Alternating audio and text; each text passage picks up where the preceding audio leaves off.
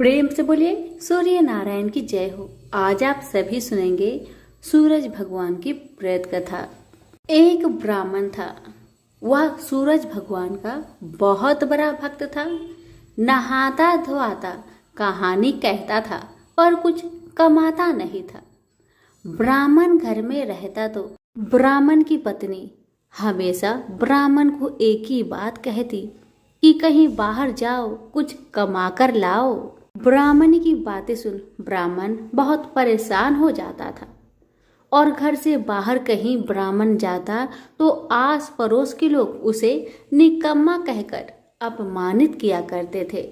सभी लोगों से परेशान होकर ब्राह्मण सूर्य भगवान का पूजन सामग्री लेकर जंगल में चला गया और वह जंगल में एक बहुत बड़ा सूखा पीपल का पेड़ था। उसी पेड़ के नीचे बैठकर सूरज भगवान का पूजन किया करता था और कथा कहता था। उसी पीपल के पेड़ के आसपास एक सूखा सा तालाब था। उसमें थोड़ा सा ही पानी था। उसी पानी से लोटा भरकर वह ब्राह्मण सूर्य नारायण को जल चढ़ाया करता था। पूजा का जल बहकर सूखे पीपल के वृक्ष से होकर सूखे तालाब में जाया करता था। जल के जाते ही सूखे पीपल हरा भरा हो गया और सूखी तालाब साफ पानी से भर गया। तालाब का पानी इतना साफ हो गया कि उसी जल में सूर्य नारायण दिखाई देने लगे और कहने लगे, ब्राह्मण वर मांग, तू क्या मांगना चाहता है? ब्राह्मण ने सुना तो घबरा गया। सोचने लगा कि पीपल में कोई भूत प्रेत तो नहीं रहता।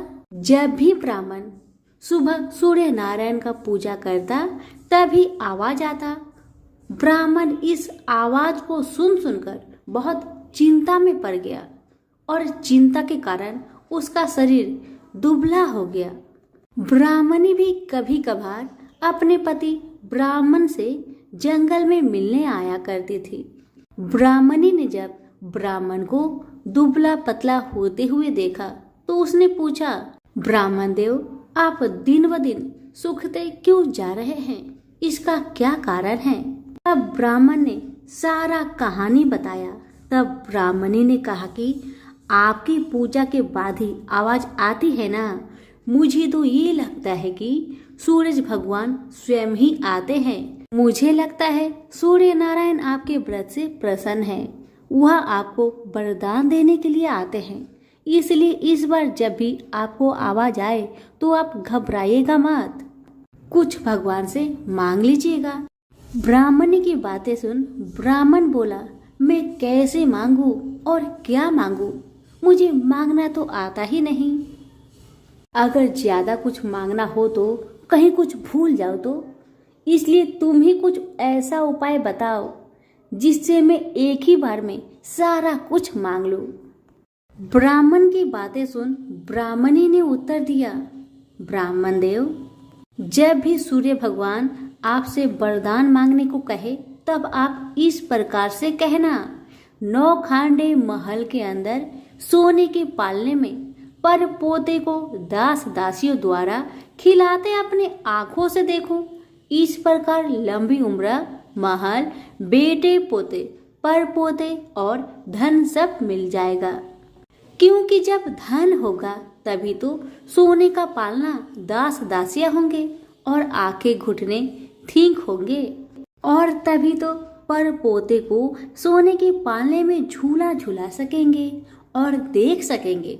दूसरे दिन पूजा के बाद जैसे ही आवाज आया तो ब्राह्मण ने वैसा ही किया जैसे ब्राह्मणी ने समझाया था। ब्राह्मण ने हाथ जोड़कर सूर्य भगवान से प्रार्थना किया, हे सूर्य नारायण, अगर आप मेरे पूजा से प्रसन्न है तो मुझे वर दीजिए कि 9 खांडे महल के अंदर सोने के पालने में पर पोते को दास दासिया द्वारा खिलाते अपनी आंखों से देखो। ब्राह्मण के बातें सुन सूरज भगवान ने कहा, देखने में तो ब्राह्मण सीधा साधा भोला भाला लगता है, पर एक ही बार में सब मांग लिया। सूरज भगवान ने कहा, जा तेरी इच्छा पूरी हो, जो तुमने मांगा तुम्हें अवश्य मिलेगी। ब्राह्मण जंगल से घर आया तो देखा कि उसकी टूटी हुई झोपड़ी की जगह एक नौखंडा महल खड़ा है। दास दासी आ और जा रहे थे। ब्राह्मण ने उनसे कहा, यहाँ मेरी झोपड़ी और बूढ़ी ब्राह्मणी रहती थी, वो कहाँ गई, क्या तुम्हें पता है? इतने में ही उस नौखंडे महल के दरवाजे से एक सुंदर औरत गहनों और सुंदर कपड़ों से सजी हुई बाहर आई और ब्राह्मण से बोली, आ जाइए, अपना ही घर है। ये सब तो सूर्य नारायण का चमत्कार है, उन्होंने आपकी मनोकामना को पूर्ण कर दिया है। ब्राह्मण की बातें सुन ब्राह्मण ने कहा, हम इतने सारे धन का क्या करेंगे? ब्राह्मणी ने कहा, क्या नहीं हो सकता है, धन से क्या नहीं हो सकता है, दान पुण्य यज्ञ होम करेंगे। फिर ब्राह्मण ने वैसा ही किया जैसे ब्राह्मणी ने बताया था। अब सब राजा की जगह ब्राह्मण का गुणगान करने लगे। राजा ने ये सब सुनकर ब्राह्मण को बुलवाया और पूछा, कल तक तो आपको खाना भी नहीं मिलता था, आज ऐसा चमत्कार, इतना सारा धन दौलत आपके पास कहाँ से आया? कहीं चोरी करी है या फिर डाका डाला है? ब्राह्मण ने कहा, ये सब तो सूर्य नारायण की कृपा है, और अपनी सारी कहानी राजा को बता दिया कि जंगल में ब्राह्मण के साथ क्या क्या हुआ और कैसे उसने सूर्य नारायण से वरदान मांगा।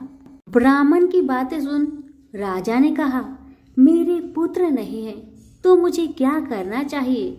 ब्राह्मण ने राजा को सूर्य भगवान की पूजा विधि बताई और कहा, महाराज आप भी सूर्य नारायण का व्रत करें, आपकी सारी मनोकामना सूर्य नारायण जरूर पूरी करेंगे। ब्राह्मण के बताए हुए नियम से राजा ने भी सूर्य नारायण का व्रत किया और सूर्य नारायण के व्रत के प्रभाव से राजा को भी पुत्र का प्राप्ति हुआ। सभी सूर्य नारायण की जय जयकार करने लगे।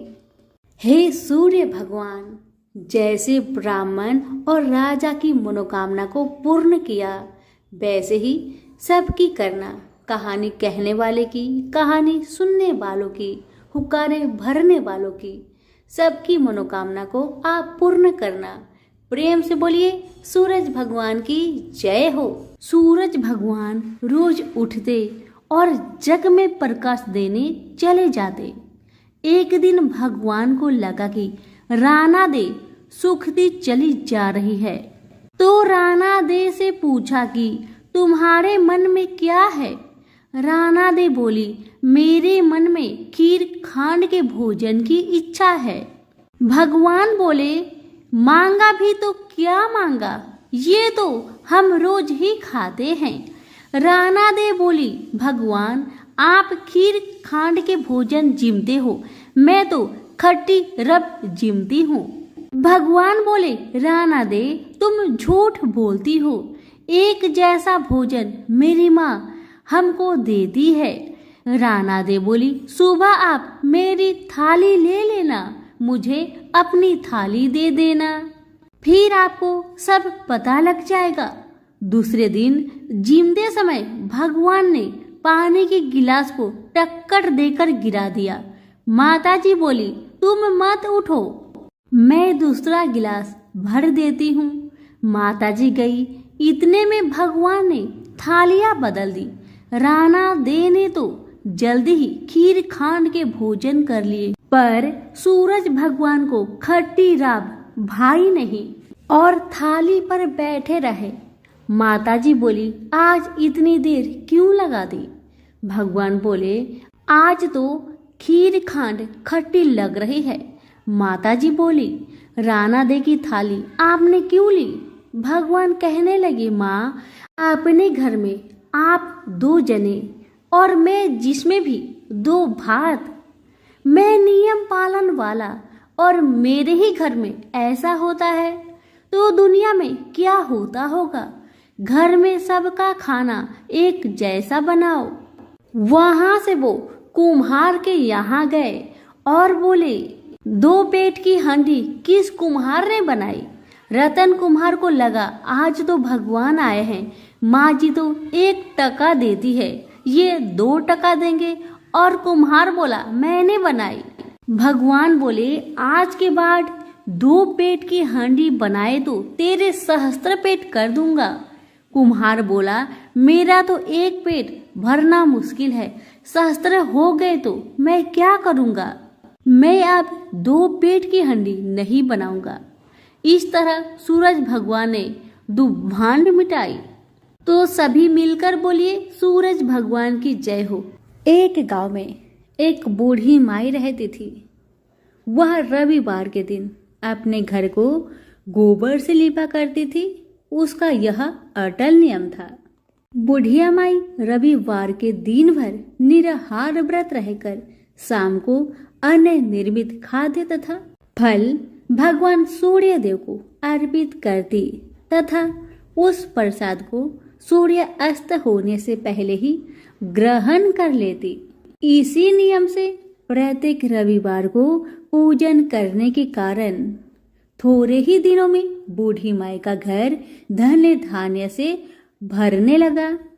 उस बुढ़िया का आर्थिक दशा में प्रगति देखकर उसकी एक पड़ोसन उससे जलने लगी। उसकी पड़ोसीन अपने मन में सोचने लगी कि मेरी गाय की गोबर से लिपने पोतने के कारण ही बुढ़िया माई इतनी धनवान बन रही है। पड़ोसन के मन में आया कि अब बुढ़िया को अपने गाय का गोबर गलती से भी लेने नहीं दूंगी। इसी कारण से वह पड़ोसन अपनी गाय को घर के भीतर बांधना शुरू कर दी, जिस कारण से बूढ़ी माई को गोबर मिलना बंद हो गया। बेचारी बुढ़िया अब तो दूसरे रविवार के दिन अपना घर को गोबर से न लिप सकी, इसलिए बड़ी असुविधा हुई। अपने नियम में बाधा पड़ने के कारण वह बुढ़िया बहुत उदास हो गई। मानसिक चिंता के कारण बुढ़िया उस दिन भगवान सूर्य देव को कुछ भी अर्पित ना कर सकी और न तो स्वयं ही प्रसाद रूप में कुछ ग्रहण किया। शाम को वह भूखी प्यासी चिंतातुर अवस्था में सो गई। रात्रि में भगवान सूर्य नारायण ने उस बुढ़िया को सपने में दर्शन देकर दुख का कारण पूछा। तब बूढ़ी माई ने दुखी होकर कहा कि आज गोबर न मिलने के कारण मैं नियम अनुसार आपका पूजन न कर सकी। मेरा नियम भंग हो गया है। इसी एक बात से अत्यंत दुखी हूँ। बुढ़िया की बातों से दरियाद्र होकर सूर्य भगवान ने कहा, मैं तुम्हें एक गाय देता हूँ जिससे तुम्हारी इच्छा पूर्ण होगी। मैं तुम्हारे व्रत पालन की निष्ठा से अत्यंत प्रसन्न होकर तुम्हें वरदान देना चाहता हूँ, अर्थात अब से सदैव तुम्हारा घर धन पुत्र आदि से संपन्न रहेगा। इतना कहकर भगवान वहीं अंतर्ध्यान हो गए। सुबह उठने पर बुढ़िया ने अपने आंगन में एक बछड़े वाली गाय को देखा। रात्रि में देखे हुए सपने की बात बूढ़ी माई को याद आने लगी। बुढ़िया ने गाय को घर से बाहर बांधकर उसके चारे की व्यवस्था की। बूढ़ी माई के दरवाजे पर बंधी हुई गाय को देखकर उसी ईर्ष्यालु पड़ोसन के आश्चर्य का ठिकाना न रहा। उसी समय पड़ोसन क्या देखती है कि बूढ़ी माई के आंगन में जो गाय बंधी हुई है वह तभी गोबर करती है और वह गोबर सोने की होती है। इसे देखकर पड़ोसन की आंखें फटी की फटी रह गई। अब तो बूढ़ी माई के पड़ोसन ने उस सोने की गोबर के स्थान पर अपनी गाय का स्वाभाविक गोबर रखकर उसे उठा लिया, परंतु बूढ़ी माई को पड़ोसन की इस कपट चरण का भेद न जान सकी। बूढ़ी माई के इस अज्ञानता पर भगवान सूर्य देव ने विचार किया, मेरी गाय से इस बुढ़िया का उपकार नहीं हो रहा है। इसलिए भगवान ने अपनी माया से एक भयंकर तूफान उत्पन्न कर दिया, जिसके फलस्वरूप बड़े बड़े विशाल वृक्ष भी टूटकर भूमि पर गिरने लगे। इस विनाशकारी दृश्य को देखकर बूढ़ी माई ने अपने गाय को घर के भीतर बांध दिया। प्रातःकाल उस गाय से बूढ़ी माई को सोने की गोबर प्राप्त हुई। इसे देखकर बूढ़ी माई बहुत प्रसन्न हुई और वह उसकी सुरक्षा के लिए नित्य ही गाय को भीतर बांधती। बुढ़िया के सावधानी से अब उसकी पड़ोसन का कोई वश नहीं चलता था। एक दिन पड़ोसन ने बुढ़िया की गाय छीन लेने के उद्देश्य से एक चाल चली। उसने राजा के पास उपस्थित होकर राजा से निवेदन किया कि महाराज, मेरी पड़ोसन बुढ़िया के पास एक अद्भुत गाय है जो सोने की गोबर देती है, अतः वह गाय यदि महाराज आपके पास रहे तो उससे जनता का लाभ हो सकता है। राजा ने उसके प्रलोभन में आकर अपने सिपाहियों को आदेश दिया कि तुम लोग जाकर उस गाय को यहाँ ले आओ। सिपाहियों ने तुरंत आज्ञा का पालन किया। अब वह गाय का गोबर उठाकर न ले जाने पावे। आदेश देकर राजा महल में चले गए। उस दिन की रात में राजा को प्रसन्नता के कारण नींद न आई। राजा सवेरे होने की प्रतीक्षा उत्सुकता पूर्वक करने लगे। सुबह गाय के पास जाकर देखा, वहां स्वाभाविक गोबर के अतिरिक्त कुछ न था। राजा की क्रोध अग्नि भड़क उठी। उन्होंने बूढ़ी माई को बुलवाया और राजा ने उस बुढ़िया से पूछा, क्या तुम्हारी गाय सोने का गोबर देती है? इस बात की सूचना पर मैंने तुम्हारी गाय मंगवाई थी, फिर क्या कारण है कि गाय वैसा गोबर न दे सकी? बूढ़ी माई ने उत्तर दिया, महाराज, गाय के गोबर से घर लिपना मेरा नित्य नियम का काम है। मैं दिन भर व्रत रहकर सायंकाल भगवान सूर्य को नैवेद्य अर्पित कर उस प्रसाद को ग्रहण करती हूँ। मेरे पास जब अपनी गाय न थी तो मैं पड़ोसन के गोबर से घर लिपती थी। देवयोग से गोबर के अभाव में एक दिन में अपने नियम का पालन न कर सकी। उसी दिन में रात्रि में भूखी ही सो गई। रात्रि में भगवान ने स्वप्न देकर मुझे यह गाय प्रदान की है। मेरी इस सियालू पड़ोसन ने आपको सूचना देकर मेरी गाय मुझसे छिनवा ली है। गाय के संबंध में बस मैं इतना ही जानती हूँ। बुढ़िया की बातों से संतुष्ट होकर राजा ने कहा, बूढ़ी माँ, मुझे क्षमा करो, मैं अज्ञानतावश तुम्हारी गाय मंगवा ली है। अब मैं तुम्हारी गाय तुम्हारे घर भेज देता हूँ। इस कार्य के निमित्त तुम्हारी पड़ोसन अपराधिनी है और उसे इसका दंड मिलना चाहिए। अपनी गाय वापस पाकर बुढ़िया प्रसन्न होकर अपने घर को चली गई। इसके बाद राजा ने उसकी अपराधीन पड़ोसन को बुलाकर उसे उचित दंड दिया। उस दिन राजा ने अपने नगर में घोषणा करवा दी कि रविवार के दिन सभी नगरवासी दिन भर व्रत रहकर सूर्य देव का पूजन करें। राजा स्वयं भी रविवार व्रत के नियम का पालन करने लगा। व्रत के प्रभाव से राजा दिग्विजय करता हुआ अपने राज्य का विस्तार करने लगा। व्रत करने पर सूर्य भगवान प्रसन्न होकर उसे धन धान्य से, समृद्धि और संपूर्ण रोगों से मुक्त कर देते हैं। इस व्रत के प्रभाव से अंधे और कुष्ठी मनुष्य को विशेष लाभ होता है।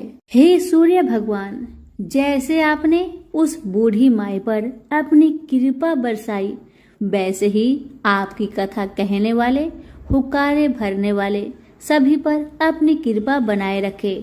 तो प्रेम से बोलिए सूर्य नारायण की जय हो। गांव में एक माँ और उसकी बेटी दोनों सूरज भगवान का व्रत किया करती थी।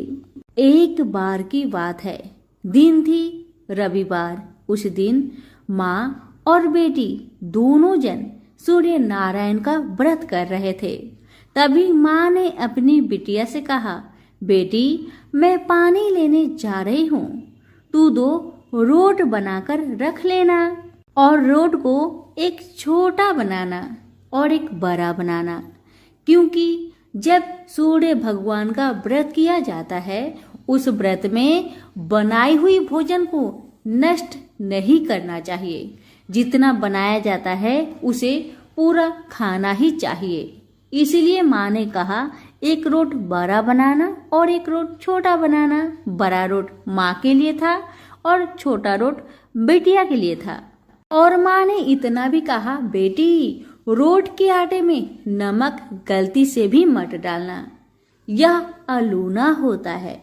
इतना कहकर माता तो पानी भरने चली गई और बिटिया रानी रोट बनाने लगी।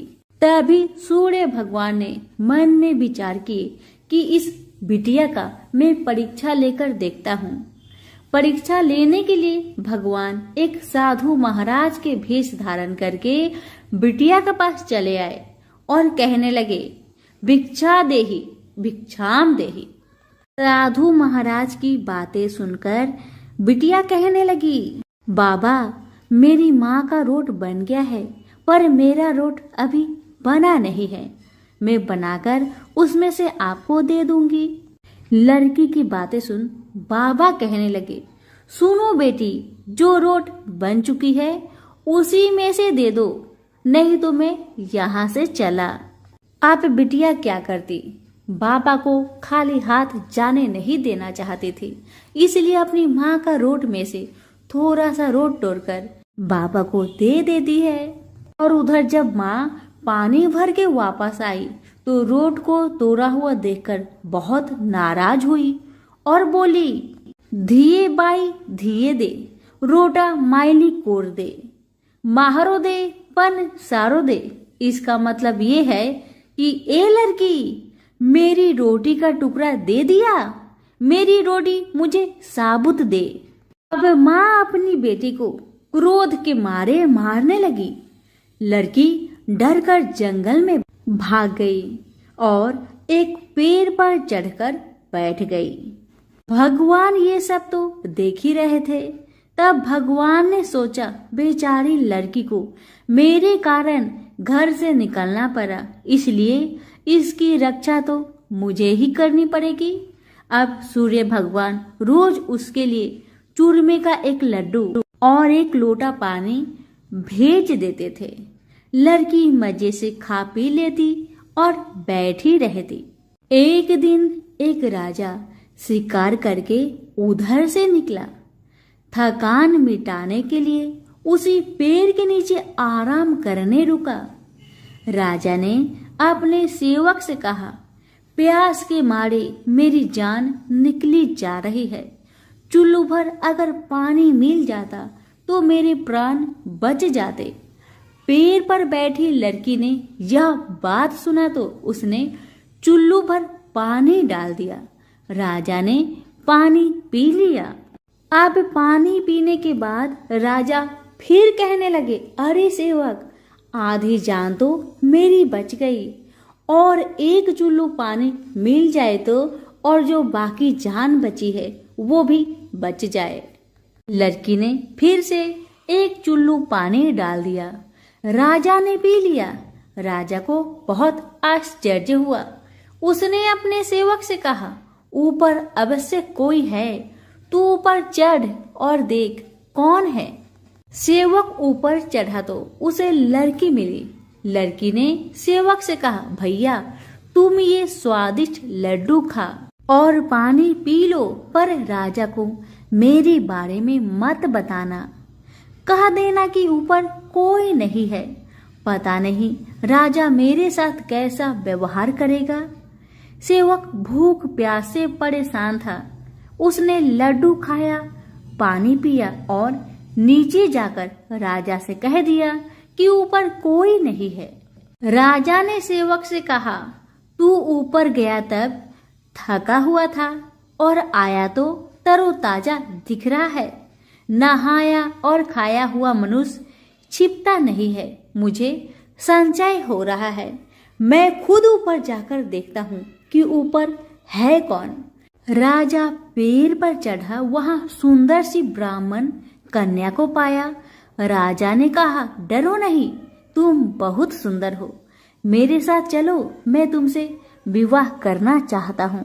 अब लड़की राजा के साथ चली गई। राजा ने उसके साथ विवाह कर लिया। साल भर में ही उसने एक सुंदर बालक को जन्म दिया। उसकी अन्य रानियां, उसकी देवरानी जेठानी उसकी पुत्र की सुंदरता से जलने लगी थी। सूरज भगवान का व्रत आया, तब वो ही ब्राह्मण की लड़की छोटी रानी ने रोट बनाया।